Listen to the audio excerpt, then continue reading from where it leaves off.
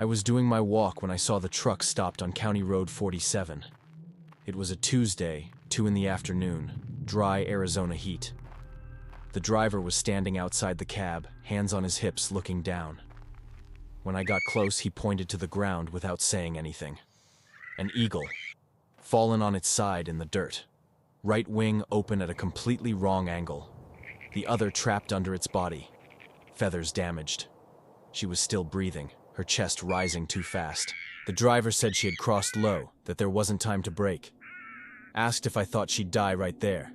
I didn't answer, just kept looking. Her eyes were open, fixed on the sky, unblinking. He left after a few minutes. Said he needed to keep moving. I stayed. Don't know for how long. The sun was burning, my shadow was small on the ground, and I kept there, crouched a meter away from her. I took off my shirt, laid it on the ground next to the eagle, and very carefully pushed her onto the fabric. She didn't react. I tied the corners, made a kind of net, and started walking back home. She weighed more than she looked. My name is Michael. I'm 55 years old, been a widower for 3 years, and my kids want to put me in a nursing home in Tucson. They think I can't live alone anymore. The house got too big after Mary died. They're right about that. But about the rest, I still haven't agreed. I took the eagle to the barn in the back of the property. Haven't used that place in years. Still has old hay, my father's tools, the workbench where he fixed everything that broke. I cleaned a corner, lined it with straw, and put her there. I went to get water, rags, the first aid kit that was forgotten in the kitchen cabinet. Spent the afternoon trying to understand what was broken. The right wing clearly dislocated, injured at the base. The left seemed whole, but she couldn't move it. I cleaned her wounds slowly, wet her beak with water. She swallowed. First good thing. I sat at the barn door when the sun started going down. That's where I made the deal. A stupid deal, I know. But I made it. I decided I'd only let my kids take me to Tucson when that eagle flew again. If she flew, I'd go. If she didn't fly, I'd stay. The first 3 days, she barely moved, wouldn't eat, drank little, lay there with her broken wings stretched out, breathing fast. I brought raw meat, chicken, fish. She ignored everything. On the 4th day, she accepted a small piece. On the 5th, ate 2. On the 6th, raised her head when I came in. I started spending hours in the barn. Brought a chair, sat, watched, didn't talk to her. I'm not that type, but I stayed there. Sometimes she'd look at me. Sometimes she'd look at the high window, at the piece of sky you could see. Second week, she tried to stand, fell, tried again, fell again. The right wing hung useless. The left opened a little, but without strength. I watched quietly. There was no way to help with that. My kids called. Sarah, the oldest, said they'd found a good place.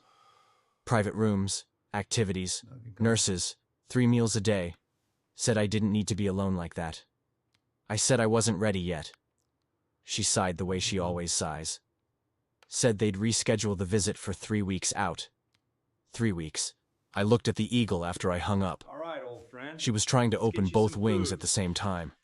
Managed to lift the left halfway. The right trembled, opened a few centimeters, stopped. I started waking up earlier. 5 in the morning, heading to the barn before even making coffee. Brought fresh food, changed the water, cleaned the space. The eagle started waiting for me. Would stand when I arrived, her head turning to follow my movements. 3rd week, she beat her wings. Both of them. It was quick, clumsy, but she beat them. Didn't lift off the ground, but she beat them. My heart raced. Can't explain it right. It was like something had moved inside me too. 2 days later, she jumped. 1/2 meter up, beating her wings hard, and fell again. But she had jumped. Tried again that same afternoon. Again the next day. Each time going a little higher, staying in the air a little longer. Sarah called again. Said they'd scheduled the nursing home visit for Friday next week. Said James, my son, would drive out here to pick me up. It wasn't a question anymore. It was a notice. I said okay. Hung up and kept staring at the phone in my hand. Then looked at the window. Could see the barn from there. That night I sat at the barn door until late. The eagle was perched on the old workbench. her silhouette outlined against the dark window. Wings folded on her back, symmetrical now. Healed. Almost healed. On Thursday, she flew from one side of the barn to the other, hit the wall, fell, got up, tried again. On Friday, managed to make the complete circle. On Saturday, stayed in the air for almost a minute. James arrived Monday morning, parked his pickup in front of the house, got out with that worried face he always makes. Said we needed to talk. Said it was time. Said the room was already reserved. That I'd like it there. That there were other men my age, veterans, good people. I said I needed to show him something first. I took him to the barn, opened the door. The eagle was on top of the workbench facing us. James stopped, stood looking. I told him about the truck, the road, the 3 weeks caring for her. Told him about the deal I'd made with myself. He didn't say anything for a while, then asked if I'd lost my mind. Maybe I have, I answered. But it was the only thing that made me get out of bed these last 3 weeks. We stood in silence. The eagle watched us, her head turning slowly from me to him, from him to me. James said quietly that I couldn't let my life depend on a bird. I said it wasn't about the bird.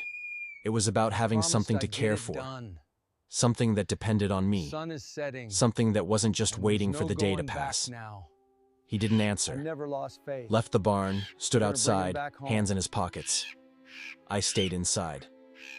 The eagle came down from the workbench, walked to the center of the dirt floor. I just can't believe this is real. Opened her wings slowly. What Very are we gonna slowly. do with this? Completely open. 2 meters wingspan. Perfect.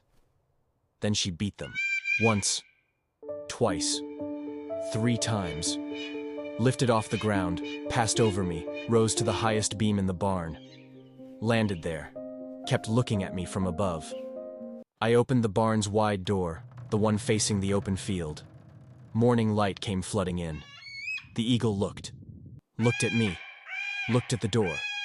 Looked at me again. Then she leaped. She glided to the exit, gained altitude, beat her wings hard, and climbed. Climbed higher. Made a wide circle over the barn. Another circle. And then went in a straight line, higher and higher, smaller and smaller, until she became a dark point against the blue sky. Until she disappeared. James was beside me, both of us looking up. He asked quietly what I was going to do now. I took a deep breath. The air was clean, the sun warm, the open field in front of me. Said I didn't know, but that it wasn't going to be today. Not yet. Maybe never. There were still things here that needed me. Even if it was just the barn. Even if it was just the road. Even if it was just myself. He nodded slowly. Said he'd call Sarah. Said they'd cancel the room. For now. For now, I repeated. We went back to the house and I made coffee. Real coffee. In the coffee maker. With 2 cups. James stayed until the afternoon. We talked. About Mary. About the grandkids. About the farm. Things we haven't talked about in a long time. When he left, I went back to the barn. Closed the wide door. Swept the floor. Organized the tools. Put fresh hay in the corner where the eagle had been. I don't know if she'll come back someday. Probably not. Eagles don't come back. But it's not about her coming back. It's about me having stayed. It's about me having had a reason to stay. Even if the reason flew away. I still walk on County Road 47 every day. 6 kilometers. Round trip. But now I look at the sky too. Search for silhouettes. Search for wings.